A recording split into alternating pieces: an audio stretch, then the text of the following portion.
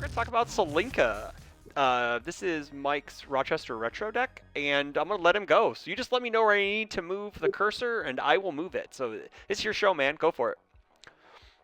All right, cool. So for people who don't know what Celinka does, she is a six hand size 29 health character on the Deathfire and Good symbols. She has E once per turn. Add a card from your hand to your staging area face down. Your non-throw attack gets +1 damage for each character in your staging area. 4. Once per turn, discard 1 momentum. Until the start of your next turn, your attacks get 2 speed and your opponent's attacks get -2 speed. Yes, that is the entire turn cycle and includes reversals. That's sick. So like it makes it easier if you like they try to blow you out. Mm-hmm. You might be like, well, that adds 1 damage. That's not very good. Well, that's why the second character comes in. She is a stacker. For people that don't know, you can stack characters with the same name in retro. So like this is Celinka 2. You can play her on top of Celinka 1, and how that works is you get all the abilities on Celinka 2. Now, you only get to use the abilities once for each copy of the character that's on there, right? You can't use the ability 5 times or anything. Correct. But Yeah. Correct. you use different things. But the thing about Celinka 2 is she has one of the coolest texts in the game. She says this character counts as 2 characters in your staging area. So for each one that you put on there, she counts for 2. Yeah. This will matter. She has Enhance. Remove 2 attacks from your discard pile. If your attack deals damage, your opponent destroys a foundation and loses vitality equal to its printed block modifier. If it has no block modifier, add the top card of your deck to your momentum. So they either give you a momentum for your forward if they blow up something, or they lose health. So because of how this checks, after they blow up the foundation, it checks in the yard. So even if it's face down, they're still taking damage. Mm-hmm. Mm-hmm. So that's cool. One card that I want to jump ahead of, Yeah, go for it. while we're talking about Celinka 2, is Direct Hit. This is my personal Direct tech hit. card. Where's? Oh, right here. I got it. Yep, right there. Cool. This is my personal tech card. This has Earth for Fire Enhance. If your non-throw attack is completely blocked, it deals 1 damage for each resource symbol it shares with your character during the damage step. So every single person I play this against has had to read what this card does. It's not a heavily played retro card, but in Celinka, it's extra cool Yeah. because Very it cool. does 2. Yeah. One, it makes sure you're guaranteed the Celinka 2 ability. Mm-hmm. So you're guaranteed like 5 damage if they block your attack. Mm. And now they might not even block, which is cool. But it works really well with the gauge keyword because Direct Hit says the attack deals the damage. Oh, yeah, it does. Because then it still deals 1 damage for each. Oh, so you're at least, you can gauge. You can easily gauge with this then. That's super cool. Yeah, so you can gauge Moon Ritual Dance because it only has gauge 2. Mm-hmm. And it says, even if you make this attack's damage for 0, if you half block it, whatever, I'm still going to get my character. Yeah. So this card's so cool and so. Yeah, definitely. Yeah, I miss the Endines cards. I like the Endines cards a lot. A lot of them were kind of subpar, but they were a really cool idea. Like everyone loves the level 99 characters. Like they like that whole level 99 7th Cross because 7th Cross and World of Endines kind of share the same universe, and so that was very cool. So where are we moving to next? So I want to go over one of the attacks. I want to talk about the gauge mechanic. Yeah, it's cool. So I'm just going to put the spelling horn because it's at the top. That's cool. So if people don't know what the gauge mechanic is, it is an ability with the number of it is how much damage this attack does. If this attack deals that much damage, you get to search your deck or your yard for a character card and attach it. This is a mechanic that has up a little bit over time, but the biggest one is the 7th Cross attacks lineups is the ones that you mostly see. But with, like I was saying, with Direct Hit, hey, Moon Ritual Dance, as an example, go to that one. It has gauge 2 because it only deals 2 damage, right? Mm-hmm. But if you Direct Hit it, you're just guaranteed a character, and that's really, really, really strong. Yeah, yeah. So let's see what else is worth hitting on to how this stuff works. So the whole purpose of this deck is to get as many characters as you can and start using the attacks that bomb your opponent. The attacks that do that are Ailurophobia and Iron Mantle. Okay. Ailurophobia, it's super easy for that card to be 25 to 30 damage. Uh-huh. Oh, I know this card very well. Um, Yes. Yeah. so like you don't even need momentum. Like you might be like, it's a 3 minute for 2. That's cool. I'm playing it at the end of my string after you've blocked all of my other 8 to 10 damage. Mhm. You get 2 damage for each character in your starting area and 1 speed for each character in your discard pile. You're not going to get the speed very often, but if you Yeah. put a bunch of characters on, they count for 2 each. Yep. So basically, there's been times where I'll just give this 18 damage, so that's 20. Well, the second hit says remove a card from your staging area. Doesn't matter what the card is. Mhm. Double with attack damage. So if it's already at 20, it goes to 40. And if you have Celinka, who Yeah. gives you 1 for each character that you have, Mhm. it'll count all the Celinkas as 2. So then that's another 10 damage. So you can make Oh. it for 60. Oh wow. Yeah. That. Uh, That's so. That's crazy, man. That's crazy.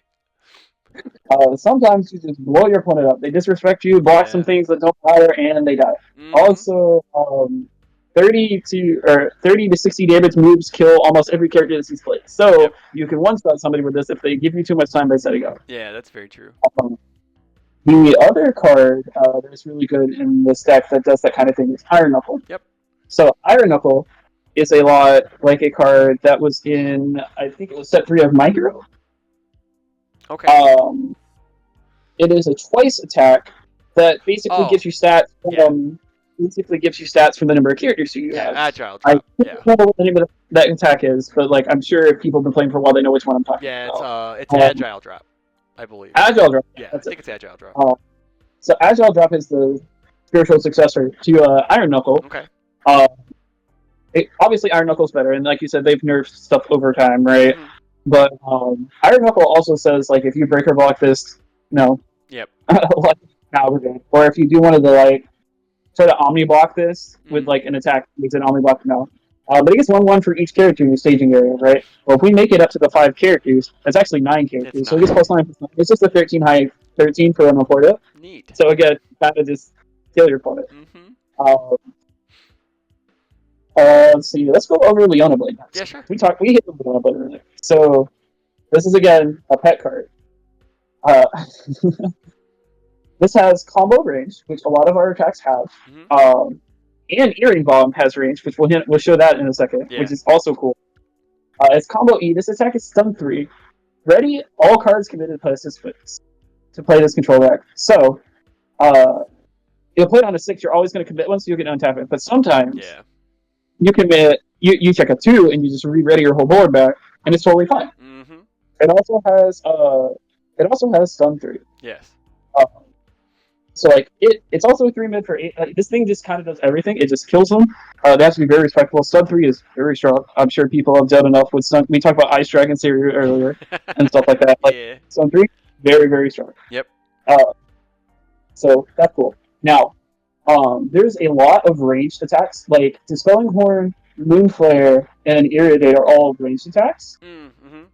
Um, And before we hit on that package, I think it's right to go to Earring Bomb. Earring Bomb is very unique in the fact that it is an action that also has the range keyword, Yes. which is part of Leona's kit, which is why it has that so you can play it in the Leona blade, right? This is also a card that doesn't see much play in Retro that I think should see way more play than it is. Okay. It is formed the next time you commit 1 or more foundations or your passive control card. This attack gets 2/2. So you check that, that's cool, your attack comes in with 2/2. Mhm. But the reason I think it should see play is its response. Oh. Discard this card from your pool. After your opponent plays a breaker or reversal ability, cancel it. Mm. Oh yeah, because everyone wants to play reversals in retro. So yeah. It just full cancels the reversal Yes. ability. So like it's so good. And it also removes itself in the card pool, so it doesn't even stay stuffed. So not only are you pumping your attack, but you're also saying, hey, you can't reversal this. Yeah. Which I think is pretty strong. The other 2 things that I want to hint at that are not just normal retro staples is the package and how Celinka works. Okay. So a lot of Celinka's cards, we'll start with Moon Ritual Dance. A lot of Celinka's cards let you pick cards up out of your yard equal to the number of characters you have. But you'll be like, well, that's only 1. Well, in this deck it's not, right? Mhm. So because each character counts for 2, you can start picking up whatever you want. You just get to full tutor whatever cards you want out of your yard. And that gets crazy because you can pick up whatever attack you want. Mm. You, and for Moon Ritual Dance, you can build whatever card you want. Hey, I need this unique. Hey, I need this specific card. Hey, I need this Kieran Soul, which is wall clean. It's super wall clean in this one. Yeah. We'll get when I get to the foundations. But like, you get to build so many cool things and so many cool attack strings that you get to build your own. Right? It's like choose your own adventure of what you want to do. Yeah. Like sometimes you like the Earliphobia card that I played. Right? Mm-hmm. I could play a bunch of Moon Ritual Dances, picking up their own Moon Ritual Dances, and keep going. Mm. And like, hey, these are all 7 lows. I'm making them for 5 or 6. Right? You have to Yeah. block them eventually. Right? And then you overblock and you get Alephobia for 16, or you get Iron Knuckle for 13 at the end. And you can't Yeah. Yeah. actually do Yeah. anything. And it's You like, gotta have like an attack delete or something like that to survive it. yeah. Yeah. So every game can play out differently, which is something I like about this deck, Mm-hmm. and why I chose the fire symbol for it. And that is because the fire symbol, as people know in Standard, has a lot of self-mill abilities. Mm-hmm. So the self-mill not only feeds Celinka 2, but it also lets you pick up whatever cards that you might need out of your yard. Mm. Now, for Moon Ritual Dance and these abilities, this is a card, so this is important when you get your sideboard because you may need an action to live, right? Like you Yeah. may need a barrier shield to live, right? You can attack, poke, pick up a barrier shield. Like self-tutoring from your yard is so strong, and I hardly see any this character, and it kind of like blows my mind. Like, yeah, sometimes you're gonna die, like whatever. You're a mid-range character, right? Yeah. But like it's a very big toolbox mid-range character, which I think is the most fun that you can have in the game. Yeah. Yeah. Because like you can find like I'm okay being 50-50 with everything, but if I outplay my opponent or I have the tools to win that game and never get like completely shut out, like I just can't win. Like the Kurama Akuma matchup is Yeah. terrible. Yeah. Like it's someone it's just like there's nothing like that for Celinka, right? Yeah. So like, you get to build your own adventure while like having game and everything. For people that play Magic, the Celinka deck reminds me a lot of Jund, where like your matchups are pretty fine across the board, but you don't have anything that's actively terrible either, right? That's like good. you're not going to beat somebody in the ground, but like you have play in everything, right? So I think that's kind of cool. Mm-hmm. Mm-hmm. So more on Celinka's kit, we'll go to the foundations. Okay. The first one is going to be Kieran Soul. Yeah. So Kieran Soul, for people that have been playing for a while, is wall clean, but you might notice the top right hand corner, it doesn't have a block mod. There are several cards back in the day that were balanced by not having block mods. Correct. So it doesn't have a block mod, but that's okay because it has E-flip. This attack gets -1 speed for each character in your staging area. So very important to note that our character, each of them counts for 2, except for the first one. Yeah. So while cleaning, that's flip -1 speed would see play in Standard and be insanely good. On a 2/5? Oh yeah. For sure. Oh heck yeah. Yeah. In this deck, sometimes it's a -7 speed wall clean.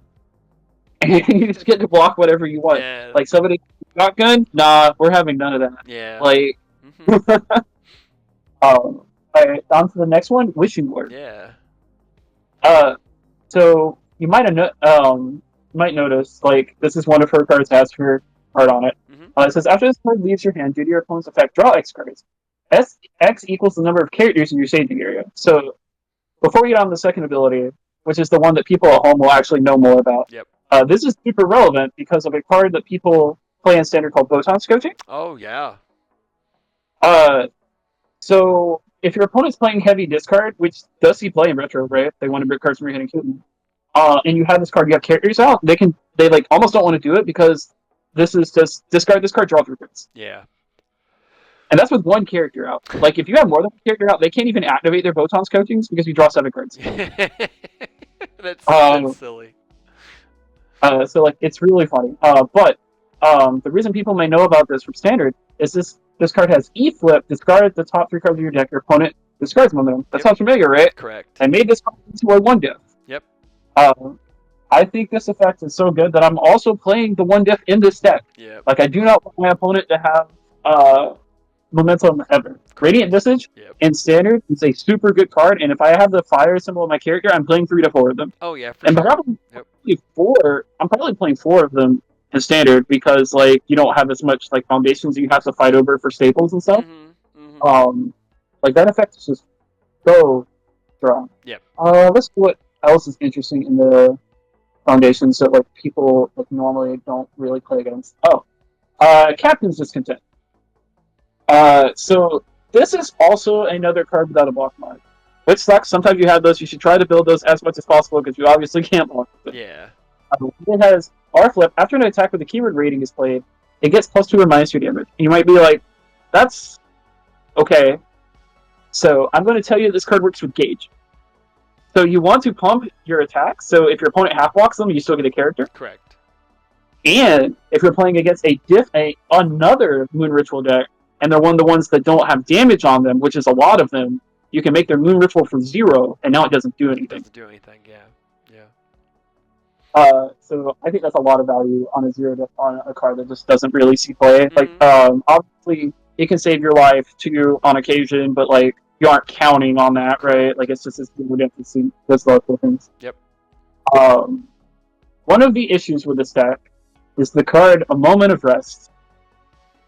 I am sure that people have heard about cards in Retro not existing. This is kind of one of those cards. So yeah. I got very, and a friend found these for me and got them for me because they don't like really exist. That's the 7th cross symbol, by the way. Yep. 7th cross flip. After you play a character card that can normally attach to your character, add it to your staging area. That counts for you building, it counts for you blocking, desperate plea and stuff like that. Mm-hmm. Cool. It also has enhanced. This attack gains Gauge 8. 8 equals its printed damage. It's Gauge X, right? Yeah, Gauge X. X equals its printed. Yeah. Yep. Gauge X. Yeah. X equals its. So this matters a lot because sometimes you have to force early attacks that you don't really want to play to guarantee that you have Gauge. So if you have A Moment of Rest, you can like hard force things that you think your opponent's not going to block. Yeah. Right. Yeah. Or it works with Leona Blade. Right. Leona Blade plus direct hit means that you're going to like, hey, you're going to take a bunch of damage if you block this anyway. Yeah. I'm not going to get the gauge. I'm going to force you to make you want to gauge because you can't let me. Right. So like that comes up a lot. And I think that's just like one of the cooler things that you can do with the character that like I don't see a lot of people do. Sure. Is having the direct hits like make so many of your cards live that normally you just get blocked or whatever, or you play against a wall deck or something like that. Those can be annoying, right? You don't really want to play with those. Well, you get to punch through a direct hit. Direct hit just turns everything into super electric jolt. And that's so cool. That is true. Yeah, it's just like electric jolt, but it's like on steroids. That's very cool. Besides that, you just have like a bunch of like basic retro staples. We're playing a large number of 0 discs because I am playing a 2-check deck. Yeah. And you want to be able to build 3 whenever possible. Yeah. Which is fine, because a lot of the foundations in Retro that are very good are 1 and 0 discs. So like it's totally fine. Like I'm using a couple of cards that I could be playing, sure. But the point is it's like we have enough high power cards that it's totally fine. Yeah. So the next thing with the foundations that I would like to touch on is I mentioned that there is a self-mill package because this builds all the things that my deck is trying to do, right? Okay. So you have Wishing Lord, which there are times that I will use even if my opponent doesn't have a momentum, just because I'm looking for stuff to pick up with my cards. Yep. So you have Wishing Lord. You might, if you play Standard, you may have noticed 1-man Infernal. Yeah, we both mill one. Yep. But there is a decent amount of people stacking stuff on top of their deck in Retro that this actually can put somebody out. Like, this is legitimately a card that I think people should consider more if they're on their symbols. Because there are just some matchups where it's just like auto wins you the game because like they're just trying to put up a combo turn, right? I know that the last Retro event that I played at that wasn't this locals, there was somebody trying to play Krista, and this card nukes Krista if you played against that and stand. This card. From Orton. So that's the idea. But you have that, and then you get to the other aggro staple, which I've played 4 of this card in the past, and I'm down to 3, and I may end up back playing 4, is Soul of the Sword. Yeah. Soul of Yep. the Sword is another card that I'm scared of this one if this version of this gets reprinted in the standard. Uh, Oh. so it's a 1 div, 2 mid, 5. Response, flip. After an attack is blocked, if there is a copy of that attack and you're removed from game zone, draw a card. So Celinka removes the attacks for you. So more often than not, you'll be able to flip it and draw a card if you need to. And we all know that 1-drop, flip, draw a card is extremely good. Yeah, it is. Yes. Yes. And then it has Enhance E, discard the top 3 cards of your deck. Your attack gets 1 damage. So 1 damage can add up, especially if you're playing against a lot of the various 7-handers that are in the format that people like playing, whether they're aggro or control decks. Mm-hmm. But also, it's a very good self-mill card. Yes. I just want to turn everything up there because Gates can pick up characters out of your yard. You don't care if they end up in your yard. So, like, just get them in there, look at your deck, and then pretty much go from there. Mm-hmm. But the cool thing about this deck is you have so many different engines that all work together. You have the self-mill engine, which sets up your gauge attacks to pick up stuff after you've gotten characters into play. Celinka 2 is only a 3-diff. If you draw them, you can just build them. Yeah. It's not what people are used to in Standard, where they're all mostly 6-diffs outside of, like, Harama, right? Yeah. Like, they're meant to be played as you draw them. So, like, you can just build them. You have a million ways to look for the characters. And then you just set up and bazooka your opponent into the dirt. Like, there's so many games on turn 3 where, like, if I'm alive, which, I mean, you have a decent health pool. 29's not terrible. Yeah. Like, even by today's standards, 29's not the worst thing on Earth, right? Yeah. And back then, it was a lot. Mm-hmm. Like, 29 health pool. So you have time to set up most of the time, and you have just enough defense to set up your game plan, and then you're just like, everything's for 7 to 30 damage, hope that you can figure it out. This isn't my problem anymore. There's so many cool things that you can set up, like, an extra damage. And once you have Celinka 2 up, and you hit Direct Hit. Direct Hit is probably my favorite card in the deck. Once you have Celinka 2 set up in Direct Hit, it doesn't matter if your opponent blocks anymore. They're taking, like, 5 damage. Sure. And it's because we're playing so many cards from Celinka's kit herself, Dispelling Horde, Moonflare, Moon Ritual Dance. From her kit, they're going to have all 3 symbols. They're taking 3 damage if they block. And because of how it's worded, there's actually nothing they can do about it unless they're using something like Kieran Soul. Yeah. Like, you have to have something that negates the damage. Sure. So, if you need to beat through it, she's so good at punishing 7-hander wall decks that take time to set up. Because you find your X hit and you're just like, I don't really care, I'm just throwing them. You have to block everything because they're for 7 damage anyway. Yeah. And the ones you do block, I'm hitting you for 3 each and maybe more. Like, it's so cool at punishing people while fighting on a different axis than a lot of decks. So a lot of decks get blocked, right? And they're like, well, this sucks. Because her late game, very good. This is an aggro deck. Like, you're on the mid-range side, you're not turn 2ing anyone ever unless they do something. They super disrespect you. It's just not happening, right? Yeah. With our game, like, I think turn 4-ish, like, killing people for sure, and then turn 3, you can go for it if you have to. And I think that's more on the mid-rangey side of things, because, like, your turn 2 is just really not there. It is a setup character. You need your engine to get going. But your engine is so much different than other characters that it's hard to interact with your engine. So I like that a lot. Also, something that's cool about Celinka is, yes, it can be a little annoying if you're on the Celinka 2 plan to get banged, but for the most part, you don't need your character because the attacks all carry the weight with how your character works. Oh, yeah. True. So you get banged. And, that sucks, obviously. Bang's really good. But your Alophobias and Iron Knuckles and stuff like that, hey, they still hit for 2 million. Like, that has nothing to do with Celinka. Yeah, so, like, true. Yeah. I think most of the other stuff in the regular deck list is self-explaining. The only other card that I want to hit on are Moonflare and Irradiate, because they're the 2 attacks we didn't win. Yeah. Sure. And I think the rest because of what their place is in the deck. Okay. So, Moonflare is a 4 high for 5 diff that stuns 2 and has gauge 5. And as E, if this attack deals at least 5 damage, your opponent loses 1 life for each character. And you is taking area. And then Iriade is a 2 high for 5, gauge 5. Pick up whatever equals to characters again. Okay. And it has reveal a character card from the hand to stack this 4 damage. The reason I say these two for last is Moonflare is a unique spot in the deck where it is a setup card and a you have to block this or die card. Oh, sure.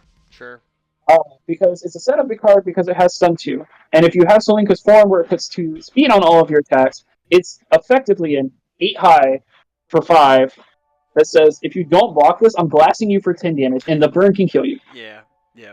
But it's also good at the end of your string, because at the end of your string, and they can't block it, it's just for whatever you decide to make it for, right? You can use your Celinka 1 enhance, add it for 6 damage, it hits you, it burns you for another 8, like, you're like, well, this sucks. Or another 7, like, well, this sucks. I packaged that with the Myriad, and the reason for that is these are the two 5 diff attacks in our deck. Okay. But also because I find it very often that I use Iriadate at the end of my game just like I'm using Moonflare. And I'll use Iriadate to pick up a Moon Ritual Dance so I can start chaining. Or I will use an Iriadate to pick up a Moonflare because you don't have cards in hand and I'm killing you. Yeah. But Iriadate, Moonflare is such a colossal jump alongside the other attack. It just makes this the last part of our gun package. But also, a lot of the times when your opponent's defending and you play the long game, those will have like their 2 defensive foundations. That's cool. I'll pick up my stun 2 that also kills you. Yeah. So like it has a bunch of different roles, and like depending on what your opponent is playing, you get to decide when and what sequencing you want for your cards. But they all have plays, and none of them are ever bad. Like that's really important when playing retro, is to make sure if your cards are niche, you need to be careful how many of those you're playing in the main board, right? Yeah. Like you want your cards something strong always in your character because of how powerful the format is. Yeah. Okay, so moving on to the sideboard. Sure. People already know what Barrier Shield does. Yep. Really know it's just a staple. I want to hint on Titanstone Knuckles. Oh yeah, sure. Titanstone Knuckles is such a cool card. And you might be like, why are you playing a standard card in Retro? Alright. There are a lot of really, really, really strong assets in Retro. Yeah. And all of the asset decks want to block. Titanstone does not do that. If you're going to let me target blow up whatever I want, I'm going to kill you. Yeah. If you're playing Strong, nah, we're blowing it up, man. Oh, do you want to take 12? Yeah, cool. You didn't block, sick. You can't even reversal. Yeah. But also, sometimes, and this doesn't come up very often, you have the Spelling Horn, which is also a reversal. And Titanstone's top enhance works with reversals. Yes. So I can get my reversal to stun 1 and 2 damage, and that's like, it can add up, right? It just depends on the flow. But I love how cool this card is into the asset matter decks, and like, why don't you play more of them? My deck picks up whatever I want from my yard. Right. If I'm playing against Strong, my deck's going, for example, which is probably the best example. The game's gonna go long anyway. And if it doesn't, I killed you. She's not killing me early. Yeah. I can just pick up the Titanstone Knuckles and be like, all right, when I'm ready to kill you, I'm just gonna blow up your asset on my first attack because you have to block it for 11. So it's like, so that was such a cool piece of tech that I found in Critical Role, and I think this card's just see way more play in Retro for that reason. Obviously, you'll probably want to play more than one because you're probably not playing a tutor deck than I am. Yeah. But let's see. You have Herald of Germania, which is basically an extra copy. I moved one of these to the main deck. Maybe I should have mentioned that, but it's an extra copy of Moment of Rest that also just gets rid of the assets that are a major problem for a lot of aggro decks. There are some extremely strong seemingly strong assets that are playing Retro. Like one of the standard ones, Cape of No Return. But that doesn't let you blow up their cape. Yeah, it forces them to use their cape on my first attack. That's the attack I don't care about. Yep. Like, sure, I just need that off the table. But against Strong Law and against I can't remember the name of it. The Beast Fortress from Yu Hakusho 1. Oh, a Maze Castle? Yeah, Maze Castle. Yeah. So sometimes you see Maze Castle, which is a better version of Twisty Surroundings from Standard. Oh, sure. Yeah. Um, for people that play Standard, and that card shows up a decent amount in the Momentum Index, and that card is really annoying to play against for any aggro deck, especially the ones that are big or heavy Momentum decks, because they'll always be able to perfect block whatever you want. It has a million breaker. Yeah. You can use that. That's got to get out of there. And what's really important about that interaction is Heralds of Form. They don't even get to use it. It's just gone. Correct. That applies. That also works on Zhanghua's asset because it is a form. Like, we don't want to play an attack if we have to, and I wanted a diversity in my answer so it's harder for my opponent to interact. Correct. Next card is Let's Make This a Fair Fight. Mm-hmm. This one is really, really weird. But basically, this is me having a copy of Bang. Yes. Yeah. So it has form, commit one card in your opponent's stage area. Hey, it's your opponent's character 99% of the time if it's coming. Yep. Sometimes your opponent draws a lot of cards, and this also equals a draw 2 when you don't need it. Yeah. But what's really cool about the draw 2 if you don't need it, and about the form, this card doesn't remove. Because we're playing a tutor deck, 1 is all I need, because I'll pick it up as many times as I need to from my yard to use it. With how good the Botan's coaching, and do you know what the Zero Diff from Yu Hakusho one that's like Voice of Reason? Yeah, it's Voice of Reason. Yeah, it's Botan's coaching on steroids. Yeah. Yeah, those cards see a lot of play because they're obviously very good, right? Yeah. This card blows them out, and you get to blow them out on repeat because when it becomes my turn again, like if you're a deck heavily reliant on Voice of Reason and stuff to filter, I'm just going to play something tutor, pick this up again, and hey, I'm going to blow you out every time you use one of those. But most of the time it's just like, hey, I want to commit your Dejanet, or hey, I want to commit your Zhanghua, or if somebody else play Kurama, hey, I want that guy out of here. The decks that beat on aggro decks, right? Like, I need all that out of here. But because you're a tutor deck, I get to play so many cool one-copy tutor. So I find that cool. Let's see. Otaku Hater is just done here. Flame. Oh, yeah. We know Flame War. Everybody plays Flame. I'm pretty sure you've seen this card. Yeah.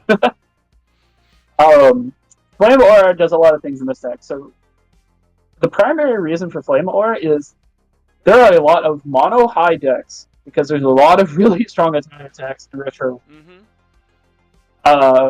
That this card beats the tar out of. Hey, I get to block your high attack for free. Hey, my aggro deck? Yeah, my aggro deck gets to block a card for free. What's really cool about this card is while you get to do that, while this card is in your card pool, your opponent loses a life. Hey, stop attacking me, and you're taking damage. And I mean, stop attacking me. But because you're a tutor deck, you just get to tutor these up. Like, hey, I'll just turn my attack. I'll turn one of my Irradiate or my Moon Ritual Dances. I'll just pick up this Flame Aura. And now I have a ton of defense against your deck. Like, alright, that's cool, man. And they're losing life. So, like, you can play the long game that's just like, I'm tutoring on multiple Flame Auras and just blocking with them.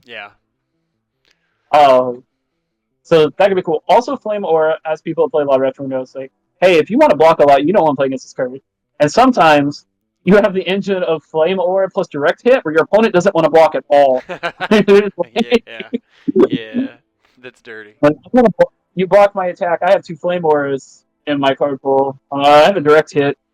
Yeah, man, you want to block this one and take 8? Like, that's cool, man. I'm in. You have blocked it? Sick. That's the worst case scenario. Yep. Yeah, like, it's just so cool.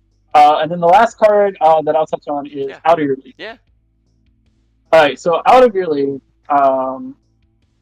is basically a fetchable cancel in your deck. So it's just a 1 diff. Respond, lose 3 vitality. After your opponent plays a responsibility, cancel effects from this card. Now, this one does remove. However, I've decided that it is the best one in the slot, where if it's an emergency, your opponent has an extremely strong response you need to beat. Notably, this doesn't say non-character response. Correct. So eat everything. It is the last word unless your opponent wants to answer this too. And you know what? Make them have it, right? But you get to tutor this up with all your attacks. On the turn you want to go in, you get to play any of the pickup attacks and be like, I'm picking this up because you know you're going to go in and kill them, right? So like something that's like super interesting is I got to do this into a runaway. Oh, cool. Yeah, that's yeah, we love that.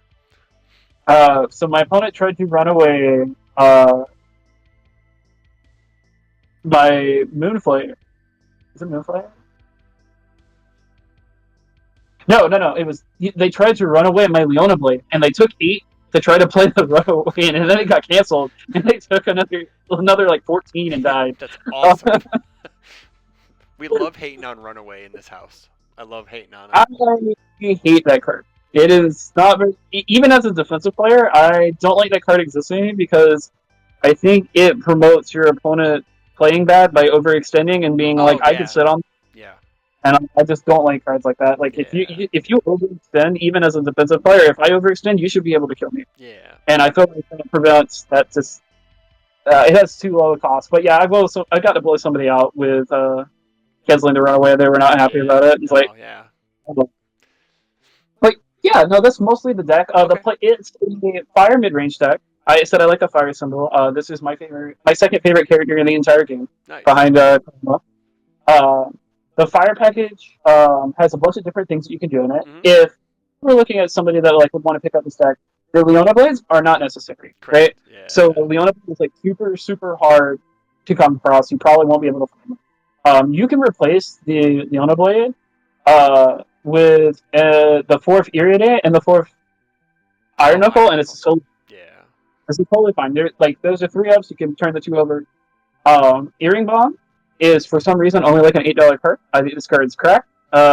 If you are on these symbols, you should seriously consider this. Hmm. Rochester has some in stock. The biggest hurdle that I think you need for this deck that's going to be very hard is the Moment This is Rest. Moment of Rest. Yeah. Moment, from my understanding, and correct me if I'm wrong, Moment of Rest is not openable in a box. It was a promo that was given away at an event. Correct. It was given away at the 2020 Worlds where we got that and the Soul Calibur asset, and that was the only. I want to say you might have been able to get them via redemption after that, but then after that, COVID happened and shut down everything. So I'm not sure if they were openable. They weren't redeemable. I'm not entirely sure. Some of the old heads who watched the video might be able to let me know. But I know that card's one of the hardest cards to get in the retro format, outside of KOF Neomax cards. You know. Um, yeah, so oh, and Moon Ritual Dance. That too is hard to get. Yeah. Shout out to you for Oh yeah. helping me get my first one. Yeah. Not a problem. You can still get boxes of Seventh Cross Mhm. from vendors, eBay, all kinds of places. But if you're trying to find singles, it can be a little rough. But Yeah. unlike Roman Arrest, and the reason I think Roman Arrest is issues, you can't open it in a box. So you could go spend all the money you want, and you might not be able to. Correct. That's the biggest issue. Like if she had life, you could say you could play Desperate Plea, but she doesn't have life, so that kind of takes out Correct. the Desperate Plea. Because Desperate Plea kind of does the same thing Herald Germania does. So I guess you could kind of bump up your copies of Herald, right? Because Mm-hmm. you could. Oh, it's your turn only, so you can't even block with it. So unfortunately, It yeah, takes away the block part. yeah, it takes away the block part. The block part's the cool part, so that's why you want Moment of Rest in the deck. So yeah. Yeah. Though Herald is good, like Hmm. that is probably the switch you make anyway, because then you can play them on the turn that you're going to attack somebody Sure. and just build them immediately still. Yeah. But yeah, the cool part is blocking with them because there's a lot of really strong mid attacks. For Hmm. example, one of the most popular decks in the format is Scorpion, and he has a lot of really hard hitting mid attacks, and you're like, Hmm. I'll actually block this on a 5, Yeah. but it has 5 speed. Yeah, I don't care, man. This is on a 5. We'll block this, build this down. Yeah. Um, Yep. Just make your Kirin souls even stronger. Yeah, it's just like cool, man. Your yeah, vicious madnesses don't do anything to me. I'm cool. It's awesome, man. You know. I hate that card. Yeah. I hate that card with a passion. I think Yeah. this is my retro hot take. Yeah. I think that Visage Madness and Life Force, the big threat from Yu Hakusho 1, are not very fun cards. Oh, Life Force something. The rando card. Yeah, the random one are not very fun cards Yeah. because like they it's so easy to get damage pumps in retro. Yeah. Those things just get out of control, and they already start at like 8. 8. Yeah. It's just like, what? Yeah. Oh, but that's a topic for another time. I Yeah. think the like Rochester retro existing is so good for the game. It made me want to play even more because one of my least favorite things about retro was people attacking on turn 1, Yeah. and that's gone. And I thought symbol chaining was uh, kind of confusing for me. And a lot of players that were like trying to play retro in the area, the symbol chaining thing just Oh, like yeah, never. you're talking about the off symbol stuff? Yeah, yeah, yeah, Mhm. yeah. Yeah, I get it. I get it. So like I think they're doing a great job, Mm-hmm. and I'm sure things in retro do get hit. What's one cool thing about this deck is I don't think a single card on here would ever get looked at. Like as far as card level on the retro format, I don't think anything is pushing it. I don't think so. I would say, if anything, Flame Aura, because of how it just punishes people for trying to block and like Mhm. they don't want to have like a negative, like it's just weird, like the negative play experience on, well, I have to block this but I'm still dying at the same time. I could see that, but again, there's nothing, I don't see anything egregious, like my favorite retro deck I'm playing right now is Robert, and I'm just like, they're not going to touch anything in that there's nothing like at worst reciprocal acceleration, but that's not No even on way. that's not even on anyone's list, man. Like that deck is like a C tier deck. It's just fun that I like to play it because I just like booting people for powerful 3 on powerful 5 on my last attack, and it's great. But no, I agree with you. I think Rochester Retro is a really cool thing. It opens the door for a lot of players to try out all these new cards. Yes, a lot of us old heads have been playing with them for a million years, but it's great to see them getting like a new life and like Mhm. another format that people get to play their old cards. So that means their collections are worth more now because the people are like, what, Nats had 90 something people playing retro, and that's just insane to me, right? Like that was like a third of the freaking main event tournament was playing retro, and that's just nuts, right? It's crazy, and it's just a testament that people want to play the old stuff too, right? I would actually argue that I think that retro is more balanced than standard because more often than not, despite cards like Bang and stuff Mm-hmm. existing, those cards also let you do your thing more often than not, right? Yeah. So like they slow the game down enough that like your character gets to do your thing. You might not win. I'm not going to tell you you're going to win every game, Yeah. but it just seems a lot more options. Mm-hmm. The stuff you can do. Like I know I went to that event and it was like 14 people. I know my friends in Jacksonville, like the core group of them, they all play retro and they Yeah. were playing more retro than standard for a while. Yeah. So like it's cool watching them like post in the Discord, "Hey, I want to build another retro deck." Like, hell yeah, let's work Yeah. on it. Yeah. For sure. Like I enjoy that format more. But that's only like I look for it because a standard will slow down eventually, right? Yeah. It's just going to. They're going to do things about it. I'm not necessarily saying a ban list, but we'll just get new cards, right? Like Yep. it's just changing. And there's cool stuff. Like I'm excited to look forward to. But it's cool. The best part of all of this to me is the UVS community is so nice and welcoming, especially the retro players. Yeah. Like they find out you want to play retro and you need something, and like, so many people. Like I'm not telling you to go ask people for $200 cards, but like if you need commons and uncommons or rares that aren't Yeah. available online, a lot of people will just help you out. Yeah. Yeah. Because like a lot of the players back then still had, they have the same problem as it now. Is like we have, like, you get everything and then you just don't need much, and you just keep getting extras and extras and extras, and it's like, well, I don't want to sit on this pile of bulk or this pile of ultra rares or rares that I don't need. So here, like, trade me for them or something, right? And just, it works out either way for both parties, I would say. So Mm-hmm. Yeah, no. Also, if anybody wants retro help and wants to tag me in the Discord, I will gladly help you work on a deck and we will find something that you like. hell The yeah. format is very, very, very fun. Sick. Awesome. So as we're ending this deck profile, any shout outs you want to give? I'm going to shout out my teammates. Let's talk CBS, especially Ryan Kogod, because Mm-hmm. like he and I test so much, Mm-hmm. right? Like he's my main testing partner because his schedule lines up with mine the best, Mm-hmm. and like one of the coolest guys that I met in the entire community. Facts. I would like, let's see, I would also like to shout out Paul because like Paul and I also play. He's the other person on my team that I play test with the most. Okay. And we have a lot of back and forth on working on decks, and we think about the game a lot Yeah. of the same way. So like it's very important for people to have playtest partners Yeah. that you know that you can get input from that isn't just them disagreeing with you, or you can walk through why you guys disagree on things, and then like, hey, they might be right. Right, and Paul's Yeah. done that for me. Was oh, this card might be good, and Paul's like, I don't know. And then like we played it once. He's like, do you see why I don't like? And like, yeah, no. Now I understand.